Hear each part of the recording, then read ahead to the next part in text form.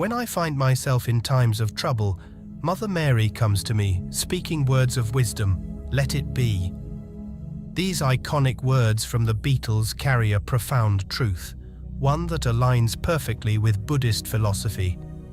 But what does it truly mean to let it be? How can we embrace life's challenges without resistance, let go of suffering, and find peace in the present moment? Today, we explore the Buddhist wisdom behind this simple yet powerful phrase and how it can transform your life. Understanding suffering and its causes. Buddhism begins with a simple yet profound truth: life contains suffering. No matter who we are or where we come from, we all experience pain, loss, and disappointment. The Buddha identified this universal reality over 2,500 years ago and laid out a path to understand and ultimately overcome suffering. This path begins with the Four Noble Truths, the foundation of Buddhist wisdom. The first truth is straightforward: suffering exists. From physical pain to emotional distress, no one is exempt from hardship. But Buddhism doesn't stop there. It invites us to look deeper. The second truth explains that suffering has a cause, attachment, and craving. We cling to things, relationships, material possessions, even our own identities, believing they will bring us lasting happiness. But everything in life is impermanent. When we attach ourselves to something temporary, we inevitably suffer when it changes or disappears. Think about the moments in life when you've felt the most pain: a broken relationship, the loss of a loved one, a dream that didn't come true. The suffering often comes not just from the event itself, but from our resistance to it. We wish things had turned out differently, we hold on to memories, we refuse to accept change. This resistance is what deepens our pain. Buddhism teaches that the way to ease suffering is not through avoidance or suppression, but through understanding and letting go. This brings us to the third and fourth noble truths.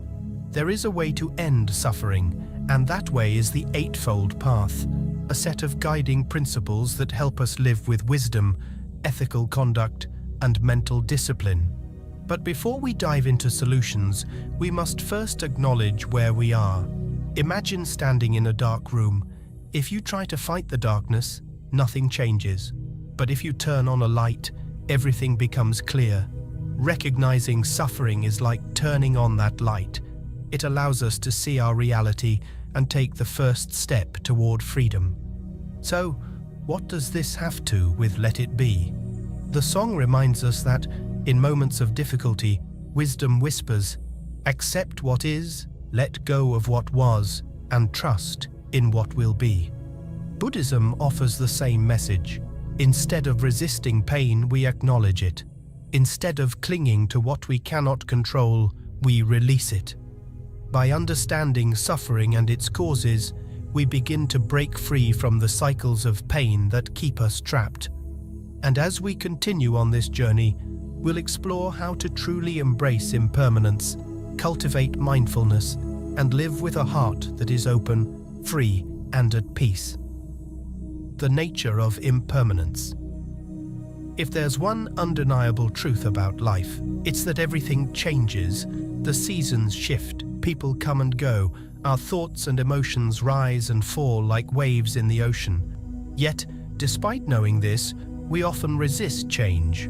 We hold on to moments, relationships, and even our own identities, hoping they will remain the same. And when they don't, we suffer. In Buddhism, this concept is known as impermanence, anicca, the understanding that nothing is fixed, permanent, or unchanging. It's not just an abstract idea, it's the very nature of reality. The tree that stands tall today will one day wither. The joy we feel in one moment may turn into sadness in the next. Our own bodies, which we often take for granted, are constantly aging, cell by cell, breath by breath. But if impermanence is so natural, why do we struggle with it? The answer lies in attachment. We crave stability, certainty, and control. We build our lives around routines, relationships, and possessions, believing they will bring us lasting happiness. But when things inevitably change, when a loved one leaves, when our youth fades, when life takes an unexpected turn, we feel lost, as if the ground beneath us has disappeared. The Buddha compared life to a flowing river. We often try to grasp onto the water, but no matter how tightly we hold on, it slips through our fingers. The more we resist the current, the more exhausted we become. But when we learn to move with the flow, instead of against it, we find peace. This is where Let It Be aligns so beautifully with Buddhist wisdom. The song doesn't tell us to force things to be different or to cling to what's already past. It simply whispers, accept the flow of life. Instead of fearing change, we can embrace it. Instead of grieving what's lost, we can appreciate what was and open ourselves to what comes next. One of the most liberating realizations in Buddhism is that impermanence is not something to be feared. It's what makes life precious. If everything were permanent, there would be no growth, no evolution, no new experiences. The fleeting nature of things is what gives them beauty. A sunset is breathtaking precisely because it doesn't last forever. A song moves us because it has an ending. A deep conversation with a loved one is meaningful because we know that time is limited. So, how do we apply this understanding to daily life? When faced with change, instead of resisting it, ask, what can I learn from this? When experiencing joy, fully immerse yourself in the moment, knowing that it is temporary, and that's what makes it beautiful. When dealing with loss, remind yourself that nothing truly disappears. It simply transforms. The people we love live on in our memories, our actions, and the impact they had on us. By embracing impermanence, we free ourselves from unnecessary suffering. We stop clinging to the past or worrying about the future, and instead, we learn to live fully in the present. As we continue, we'll explore how letting go of attachment doesn't mean becoming indifferent. It means opening ourselves to life with a sense of freedom and peace. Practicing non-attachment. If impermanence is the nature of life, then why do we continue to suffer? The answer lies in attachment. We cling to things, relationships, material possessions, even our own beliefs, hoping they will remain the same. But when they inevitably change, we experience pain. This is where the practice of non-attachment becomes essential in Buddhist philosophy. Non-attachment is often misunderstood. Many believe it means cutting ourselves off emotionally, living without love, or abandoning all desires. But in reality, non-attachment is not about rejecting life. It's about engaging with it fully, without clinging. It means loving without possessing, working without obsessing, and living without fearing loss. It's the ability to hold everything in life with open hands rather than clenched fists. Why do we cling? The mind seeks control. We believe that if we hold on to something tightly enough, we can prevent loss, pain, or change. This is why people fear endings, whether it's the end of a relationship, a phase of life, or even their own existence. Think about the times you've held onto something long after it was meant to go. A job that no longer fulfilled you, a relationship that had run its course, or an idea of yourself that no longer aligned with who you were becoming. The more you clung to it, the more suffering you created. This is where Buddhism invites us to shift our perspective. Instead of seeing non-attachment as losing something, we can see it as gaining freedom. When we stop clinging, we allow life to flow naturally. We begin to experience things as they are, rather than through the lens of fear, desire, or expectation. The illusion of ownership. Another reason we struggle with attachment is that we believe we own things, our possessions, our achievements, even other people. But in truth, we don't own anything, not even our own bodies. Everything we have is borrowed from the universe, temporarily passing through our lives. Consider this. The home you live in, the clothes you wear, and the phone in your hand will all one day belong to someone else. Even the relationships we cherish are not truly ours. The people in our lives are here by their own choice, not because we have a claim over them. When we understand this, we begin to interact with the world differently. We stop trying to possess people and instead appreciate them. We stop obsessing over wealth and instead use it wisely. We stop resisting change and instead embrace it as a natural part of life. Non-attachment in love. One of the most powerful applications of non-attachment is in our relationships. Love, when mixed with attachment, often turns into possession or fear. We become afraid of losing someone, so we try to control them. We expect them to act a certain way, fulfill our needs, or never change. But real love is not about possession. It's about freedom. The Buddhist monk Thich Nhat Hanh once said, "You must love in such a way that the person you love feels free." This means loving without expecting anything in return. It means allowing others to be themselves rather than trying to mold them into who we want them to be. It means appreciating every moment with someone without fearing the future.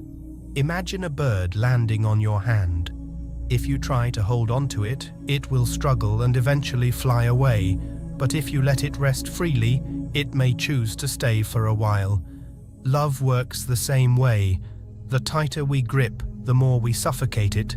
The more we let go, the more it can grow. Applying non-attachment in everyday life. With material things, enjoy what you have, but don't let it define you. Use possessions without being possessed by them. With people, love fully, but don't expect permanence. Cherish the time you have with someone, knowing that all relationships change. With success and failure, give your best effort, but don't attach your self-worth to the outcome. Recognize that everything in life is temporary, including achievements and setbacks. With thoughts and emotions, observe them as they come and go without identifying with them. You are not your thoughts, you are the awareness behind them. This practice doesn't mean we stop caring. It means we stop suffering unnecessarily. It means we shift from a mindset of holding on to one of flowing with life. Let it be and non-attachment. Here's where let it be perfectly aligns with Buddhist wisdom. The song doesn't say force it to be or make it be.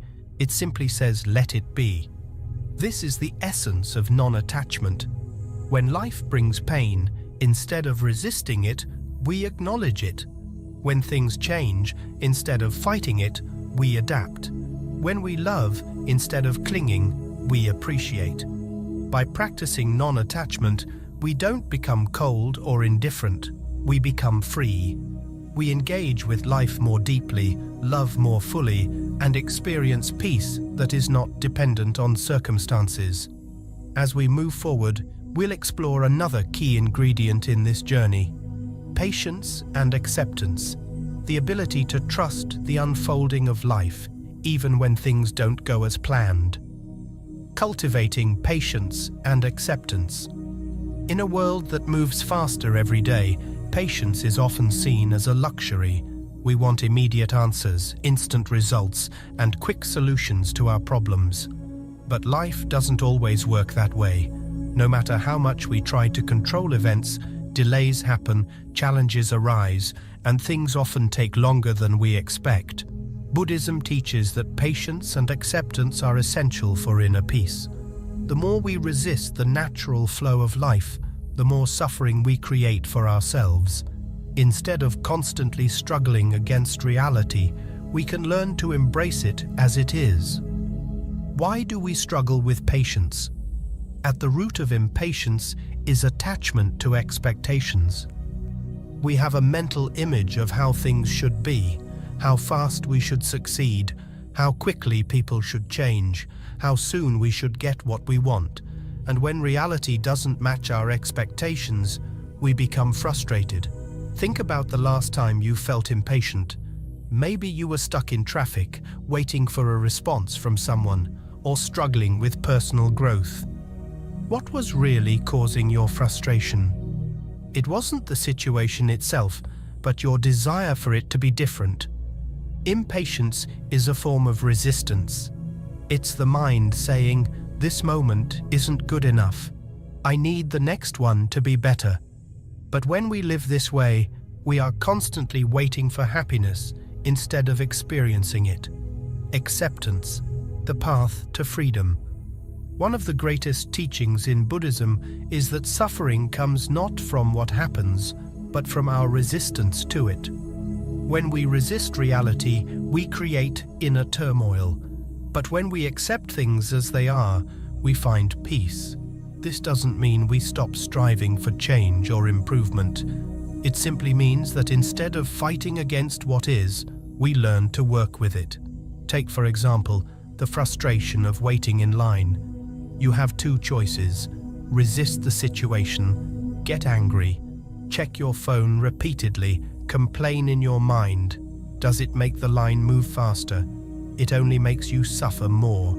Accept the situation. Use the time to breathe, observe your surroundings, or simply relax. The external situation hasn't changed, but your experience of it has. Now apply this to bigger things in life. A delayed goal, a challenging relationship, or a personal struggle. The more we resist, the more we suffer. But when we accept, we open the door to peace and clarity. Patience in personal growth. One of the hardest places to practice patience is with ourselves. We all want to grow, improve, and overcome our struggles, but deep change takes time. A person overcoming fear cannot force themselves to be brave overnight. A meditator cannot expect instant peace the first time they sit in silence. A person healing from emotional pain cannot rush the process. True transformation happens gradually. Just as a tree grows slowly from a seed, personal growth unfolds in its own time. Rushing the process only creates frustration. Instead of demanding immediate results, we can learn to trust that everything happens at the right place. This trust is the foundation of patience, let it be, and the wisdom of patience. The song Let It Be does not tell us to force things to happen. It does not say make it be or hurry up and fix it. Instead, it offers a simple yet powerful message. There will be an answer. Let it be. This aligns perfectly with Buddhist wisdom. Sometimes the best thing we can do is stop fighting and allow life to unfold naturally. Not every problem needs an immediate solution. Not every challenge needs to be controlled. When we learn to let things be, we create space for clarity and wisdom to arise. Practical ways to cultivate patience and acceptance. Breathe when frustration arises. Take slow, deep breaths. This calms the nervous system and reminds you that there is no rush.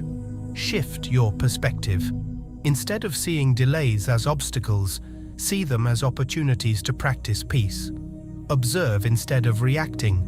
The next time you feel impatient, simply notice it without acting on it. Often, awareness itself is enough to create a shift. Let go of rigid timelines. Set goals, but release the idea that they must happen exactly when you expect them to. Trust that life unfolds at the right time. Just as a flower blooms when it is ready, your life will unfold in perfect timing. By practicing patience, we align with the natural rhythm of life instead of resisting it. We stop rushing through the present moment and instead learn to live fully in it.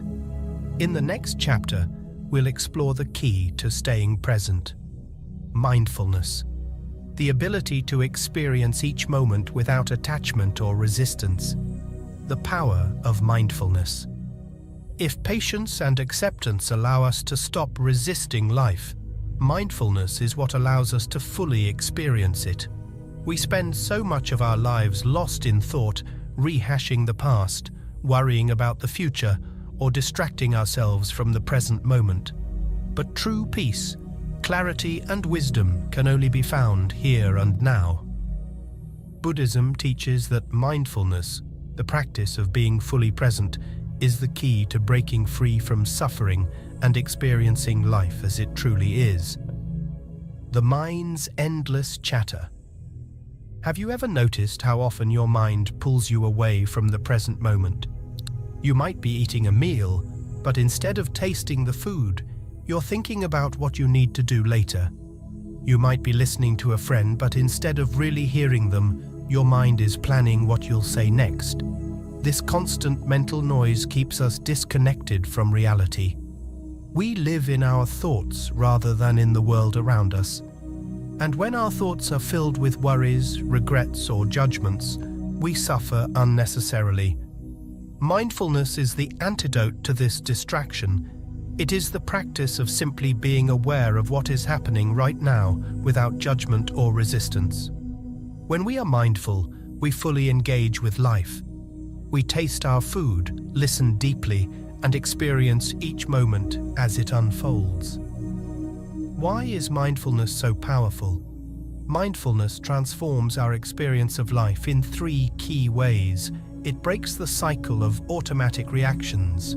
Instead of reacting impulsively to situations, mindfulness allows us to pause and respond with wisdom. It reduces suffering. When we stop fighting reality and simply observe what is happening, even difficult emotions become easier to handle. It deepens our appreciation for life. The simple act of being fully present turns ordinary moments into something extraordinary. Mindfulness in everyday life. Many people think mindfulness is only something you do while meditating, but true mindfulness is a way of living. You can practice it at any moment. Eating mindfully. Instead of rushing through a meal, notice the taste, texture, and aroma of your food. Walking mindfully. Feel the sensation of your feet touching the ground. Notice the rhythm of your breath. Listening mindfully. Give your full attention when someone speaks. Listen not just to their words, but to their emotions. Breathing mindfully. Take a deep breath and feel the air entering and leaving your body. This simple act can bring you back to the present moment. Mindfulness isn't about changing your life. It's about fully experiencing the life you already have. Let It Be and the Wisdom of Mindfulness. The lyrics of Let It Be invite us to embrace the present moment as it is.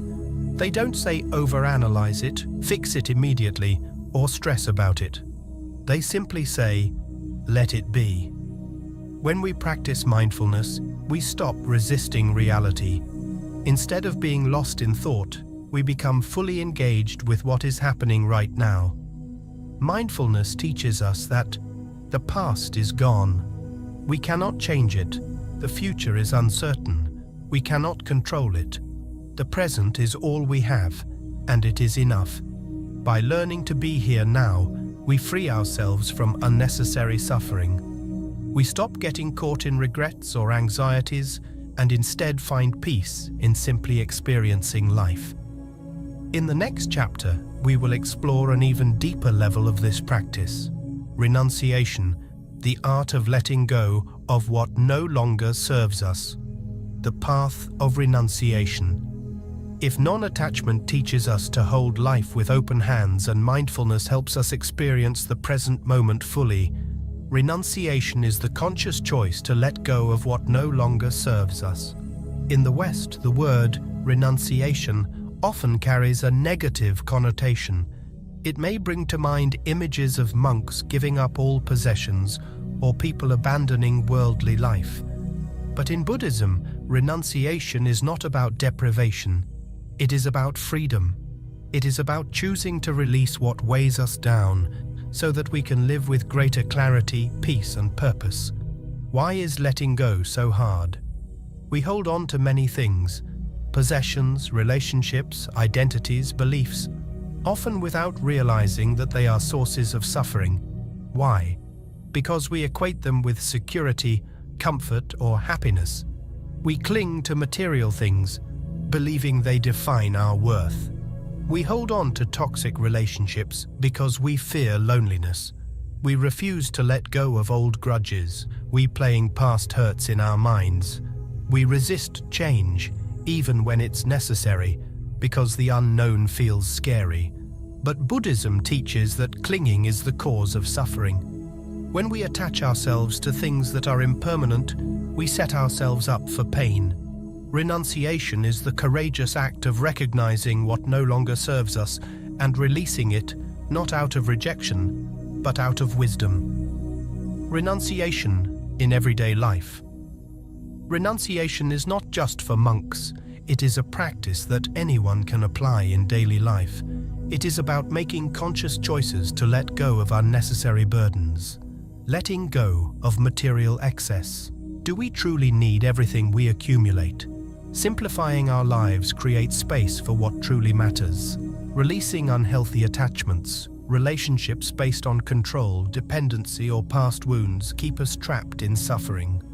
Letting go doesn't mean we stop loving, it means we love with freedom. Dropping rigid expectations, life rarely unfolds exactly as we plan. When we release the need for control, we open to greater possibilities.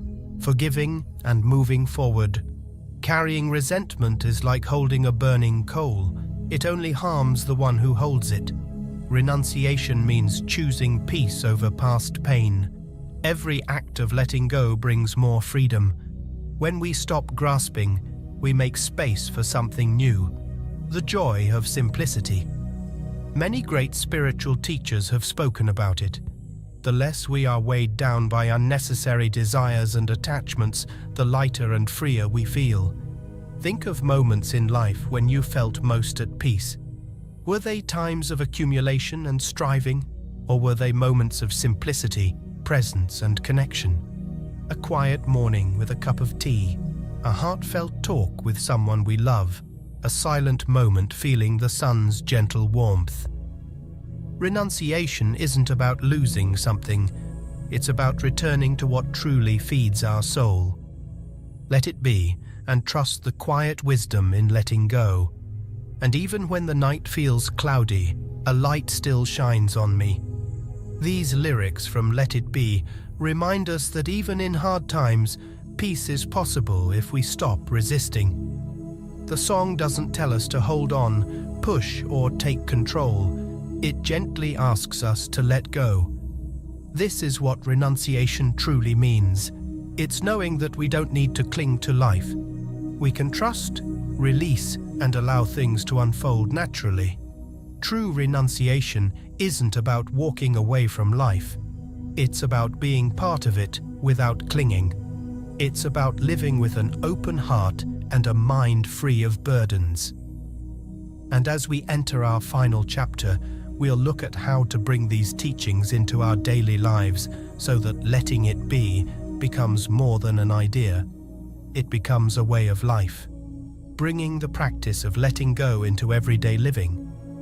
We've reflected on the wisdom of suffering, impermanence, non-attachment, patience, mindfulness, and renunciation.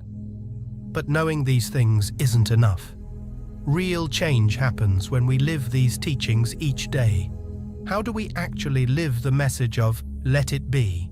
How do we grow a mindset of calm and acceptance, not just in quiet moments, but in the middle of life's ups and downs? Buddhist wisdom isn't separate from our daily world. It's not only for monks or deep thinkers. It's meant to be lived here and now. Whether we're working, cooking, talking with loved ones, or sitting quietly, each day gives us many chances to practice letting go.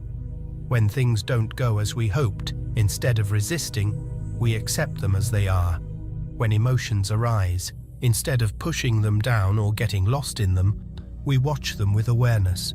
When plans change, instead of holding tightly to how we wanted things to be, we welcome how they are now. When conflict appears, instead of reacting without thinking, we pause and choose to respond with wisdom. Mindfulness helps us bring all of this into daily life. By being fully aware of our actions, words, and thoughts, we make room for peace. Even in uncertain times, letting go doesn't mean giving up. Some might think let it be is a passive way of living. But letting go doesn't mean we stop caring. It doesn't mean we stop chasing dreams, working with effort, or loving others. It only means we do these things without attachment, without needing things to turn out a certain way, and without letting fear or control lead us. We work, but without obsession. We love, but without trying to own. We dream, but without fearing failure. This balance lets us live fully while staying calm, no matter what comes, trusting life's natural flow. When we fight against life, we suffer. When we trust it, we find freedom. The core lesson of Let It Be, and of Buddhism too, is that we don't have to control everything. Life moves in its own way, at its own pace. Our role isn't to force it, but to move with it. When we release our need for certainty, for control, and for things to go our way, we open the door to a deeper peace, a peace that stays steady even when life changes. Let It Be is more than a song. It's a way to live. The Beatles may not have written Let It Be as a Buddhist teaching, but its message speaks to everyone. It reminds us that even in hard times, peace is always near if we choose to allow it. Whisper words of wisdom. Let it be. This quiet whisper lives inside each of us, gently guiding us toward a life of acceptance, presence, and true freedom. The choice is always ours. We can resist, or we can let it be. Thank you for joining us on this journey through Buddhist wisdom and the gentle art of letting go. If this message touched your heart, consider subscribing to our channel for more insights on mindfulness and inner peace. We'd love to hear from you. How do you bring the practice of letting go into your own life? Share your thoughts in the comments below, and let's keep the conversation going. Remember, real peace doesn't come from control, it comes from trust. Let it be.